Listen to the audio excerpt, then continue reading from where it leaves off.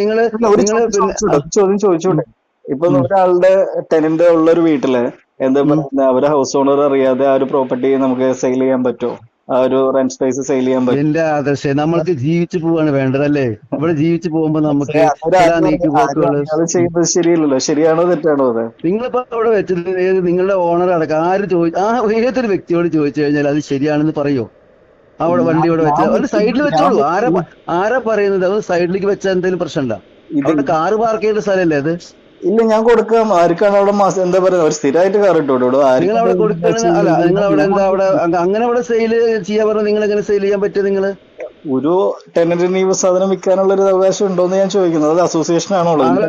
അങ്ങനെയാണെങ്കിൽ ഒരു കാര്യം താങ്കൾ നോക്കിയാൽ അപ്പൊ നിങ്ങൾക്ക്